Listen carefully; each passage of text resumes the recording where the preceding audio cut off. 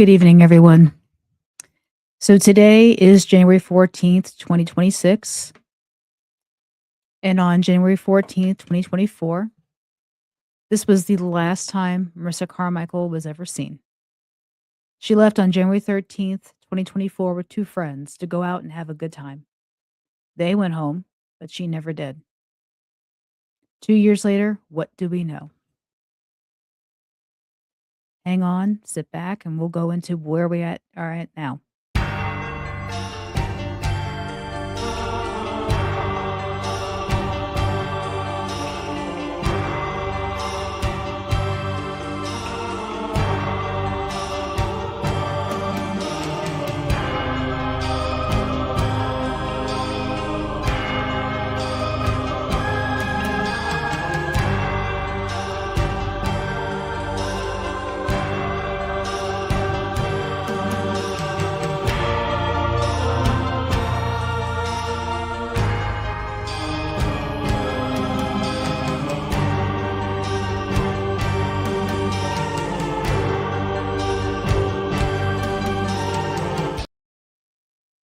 Thank you for sticking around. So tonight, we are going to talk about Marissa Carmichael. Um, this case is special to me because it is the first case I covered that launched this channel. And this is Marissa here. So today, we don't know where she is, but Marissa would be 27 years old right now. And it's a case that I still think about. It's a case I still worry about. It's a case that I feel Greensboro police have not really been investigating personally. But let's start at the beginning and then we'll get to where we're at now. So on January 13th, 2024, Marissa went out with her cousin Tasha Poplin and her friend Naja to go out. Now, her mother was under the impression she was going to work for the night. And at that time, Marissa was a server at Waffle House in High Point. But she didn't go in that night. She went out. The only person who really in her house that knew where she was going was her sister, Emma. And she told her sister, "Don't tell mom, I don't want her to worry." Tasha, who drove Uber for a living, picked her up, and Naja, who was a friend of Marissa's who was staying with her family, um, got out, got in the car, and just took off. Now, there are multiple versions of what all went down that night. I talked to Tasha early on. She said they stopped off at a house to buy pills, or Marissa wanted to buy pills before they went on for the rest of their night. And then they went and she dropped them off at a gentleman named Mo Dallas. He was a friend of Marissa's. She had done some work for him, hostessing. I call Mo the traveling strip show because what he does is he throws these parties and these clubs, private events, and they have women there dancing in basically nothing. Marissa was one of those girls. And I've caught hell from her family and friends saying, "No, she didn't do that," but there's video, there's photos of her doing this. So, you know, believe what you want. Anyway, she went out that night, went to Mo's house. Naja was with her. Naja got tired of waiting, and so she took an Uber to her boyfriend's house, which is the last time we really hear about Naja. Marissa and Mo left, went to a billiard hall, and then from there went to the 117 Sofa Bar and Lounge, which is on Green Street in downtown Greensboro.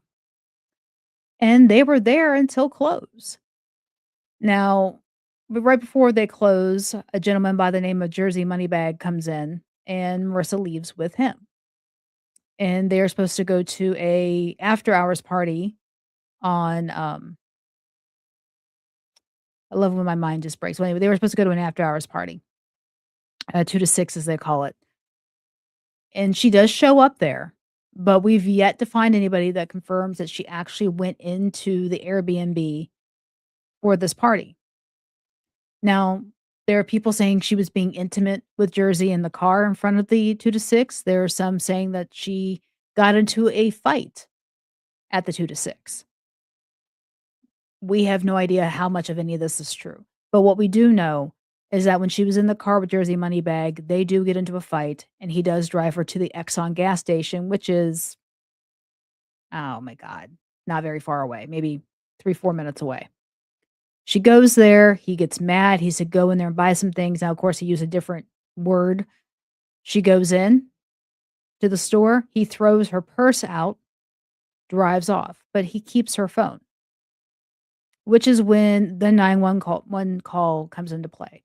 The infamous 911 call, the one that has been heard on the news and has been sampled on multiple social medias.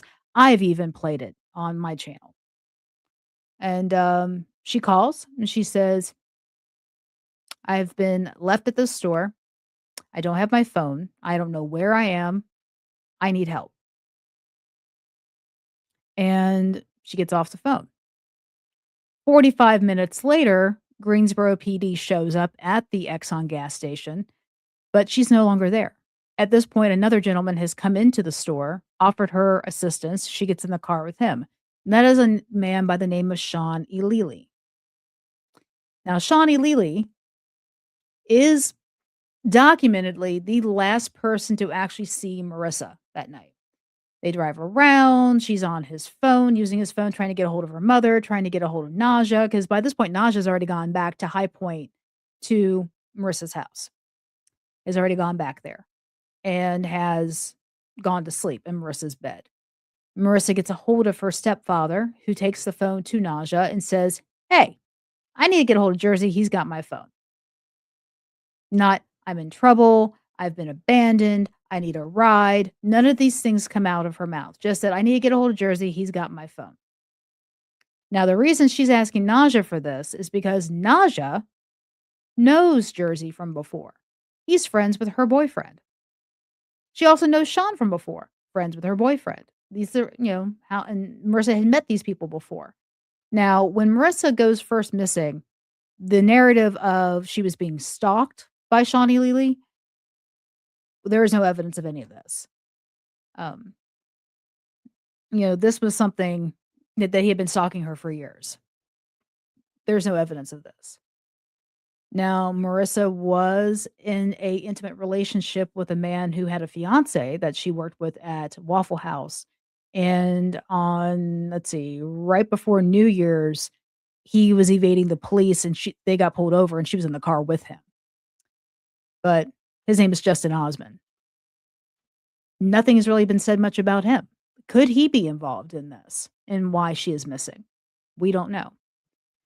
Then we find out that Marissa had gotten a hold of the father of her 4 youngest kids, a guy named Charles Lindsay, Gamel McIntyre, or Smoke, whatever name he decides to go by, whatever day it is. She gets a hold of him, and he supposedly sent her a cash app of money to get her home. But she still doesn't get home. The last thing Shawnee Lely says is that he drops her off at the Cumberland Courts Apartments, which is literally across the street from Exxon. You could walk from the Exxon parking lot across the street onto the sidewalk. You're at Cumberland Courts Apartments. You can see it from the window in the store. Why he needed to drop her there by car, I have no idea. But per her family, she had no relatives, she had no friends there. They have no idea why she would even want to go there. So about noon, Marissa Carmichael's mother sees all the missed calls, calls the number back, finds out, she's calling Sean, and finds out that her daughter is not home, has no idea that her daughter had not come home, and then realizes in this call that her daughter is not home. He tells her, "Oh, she went to the store. I'll have her call you." Actually, first thing he tells her, "She's asleep. I'll have her call you back." She calls again later. "Oh, she went to the store." Well, where's the store? Where did she go? He gives her the address Swiss Sheets. She goes there. There's no Marissa. At this point, this is when they're like, okay, something's not right. And then the very next day is Martin Luther King Day, so nothing can be done. The day after that, Marissa was due in court over child support issues. Now, we have now found out, since they've uploaded everything into the eCourts file, everything was being dismissed. Originally the story was she was going to court to get her kids back. That's not the case.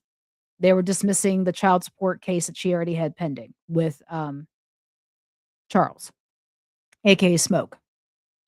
So we don't know where she went and but her family said because of the fact she didn't go to court, that told them something was drastically wrong. And her children were already in the foster care system a few months before she went missing. So there were things in the mix that was going on. But to date, 2 years to date, there's been no social media activity from her other than people who have hacked into her profile pretending to be her asking for money. But legit Marissa Carmichael social media, been none. And she was very active on social media. TikTok, Instagram, Facebook, she was very active. There's been no activity in her bank accounts, no activity on her Cash App card, her phone number, nothing. Nothing has been active. It's 2 years later. I had talked to Detective Denny. He was the original lead investigator on her case when she first went missing. Since there's somebody else been since then. Had an interview with him 3, 4 months after she went missing. And we talked. I mean, I ran down the people. I ran down Smoke and Sean and Jersey and all these people. And Mo. And he had said that he investigated Sean fully. He investigated Jersey fully. They have nothing to do with this. They've been cooperative. They've answered the questions. There's been nothing. And then I asked him about Smoke. And he was like, you could tell he was not a fan of the father, the ex. Because if you look into the history of Marissa and Smoke, a lot of domestic violence has happened between them, lots. And it's heartbreaking that those kids were around that.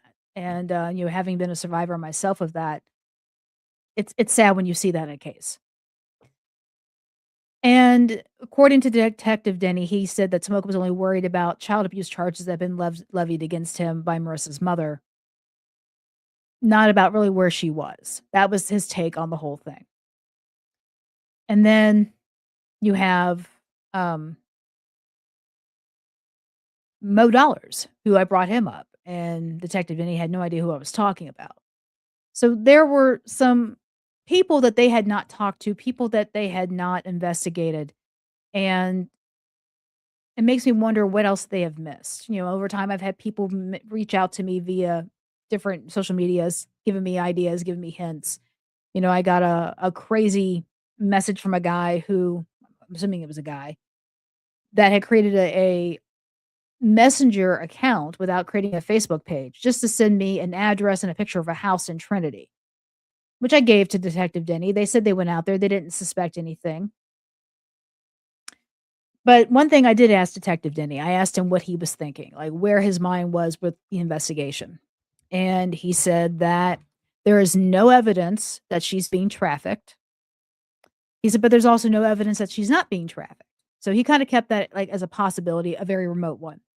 He said her phone's not been used. There's been no movement on her bank accounts. And he said, and she did not have the money to just run away of her own accord. So one of two things is going on. Either she is being trafficked, which I can't find any evidence of that happening, or she is no longer alive. And she has 5 children. 5 children that have for the last 2 years been managing life without her. And now they're now out of the foster care system. They are now in the custody of Charles Lindsay Smoke and Mel McIntyre, whatever name he goes by. They're with her ex. It's a sad situation, but these kids are now growing up without a mother. And if you go by the rumors and the innuendos from people who grew up with her, who were around her, she made some very adult decisions and was around some very dangerous people, and it may have caught up with her. Um, I've always been under the impression that maybe Smoke had a hand in why she disappeared. Um, they were no longer together, but he still made life difficult for her, from everybody I have talked to. Um, and if she was doing something with another guy and he saw it, he may have lost his mind and hurt her bad. Because some of the DV reports I was reading, he had hit her in the back of the head with a blunt object. That was one of the last ones, last altercations they had right before she went missing. That was about 2 months before she went missing, I think that happened. So, I don't know. But we're 2 years later, she's still not found. And now Greensboro PD has said, they have leads that they can't publicly discuss. Okay, great. But where is she? We had somebody who posted about a month or so ago saying that they saw her in Fayetteville, down by the military base, that she was in some trailer park, which is crazy. There was a guy who posted, he's a minister, but he's a psychic, and he claimed that she was in um, Fayetteville with a dude with dreads. And I'm like, interesting. The person who posted that they saw her in Fayetteville said she was with saw a dude with dreads. I'm like, oh, that's crazy. But I don't know. I don't put a lot of stock in psychics. So, but we don't know. It's like I said, it's 2 years later to the day, no further into finding out where the hell she is. And I know her kids miss her, and I know her kids want her home. And unfortunately, and this sounds terrible, but if we had to choose between which scenario, her being trafficked or her being not alive, I'm gonna go with trafficked because at least she's still alive. And there's still an opportunity for her to come home to her children and be around them. But we don't know. And until she is found, we're still with that wondering of where is she? Where is she? But the police have made it clear to me when I had talked to them last that Shawnee Lely was not a suspect. He is a witness. Jersey Moneybag, not a suspect, witness. But because of the people she was involved with and because of the ties they had to the Bloods and the Crips, anything could have happened. Anything could have happened. There have been people who've spoken out against Charles Lindsay slash Smoke slash Gamel McIntyre. People who've told me things about him, and then they just disappear. Not saying that he's done something to them, but they're just so afraid of him. They got the hell out of Dodge. This man has put forth so much fear in people, and I don't understand it. There has to be a reason for that. So my thing is, if these people who weren't even involved with him in a romantic relationship were terrified of him, what do you think Marissa was of him? Just saying. And then the guy she was with before Smoke was his best friend, and he was older than her, and he's also dead. Drug deal gone bad. Now, I did hear that on the night that he died, he and Marissa got into a physical altercation, he hurt her, and then hours later, someone showed up and just shot him. But they caught the people who shot him, and they are now doing time. So, I believe his name was Jonathan White. Just something to think about. Like I said, she associated with some people and lived a very high risk lifestyle. But that does not mean that she doesn't deserve to be found. That does not mean that she doesn't deserve to be around her children. But she still needs to be remembered and talked about. And somebody knows something. I know for a fact somebody knows something. And if that person would just come forward and just tell where she is or what has happened to her, give her mother some peace, give her sister some peace, and God for all, give her children some damn closure.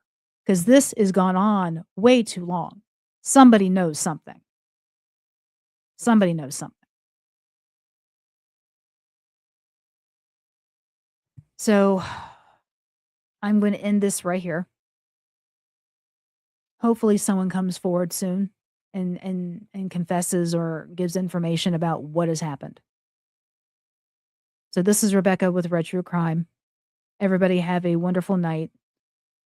And I personally, my day started off kind of crappy. I hit a deer with my car and jacked up my shoulder, my back, and my ribs. It's been a crappy day. So, as I always say, be weird, be rude, be safe. And if you know something about what happened to Marissa, reach out to me if you don't want to reach out to the cops. I'll keep it anonymous. I always have with everybody that's ever given me information. I don't reveal my sources. So take a chance. Let me know. Let's get this case ended. Let's get closure here. So, be weird, be rude, be safe. Thank you again, everyone, and, like, subscribe, comment, share, all that good stuff because, you never know. Somebody who may not know about this case, if it gets shared enough, somebody might know something. Or maybe about another case I've talked about, who knows? But so sorry, Marissa, that you've not been found. Good night, everybody.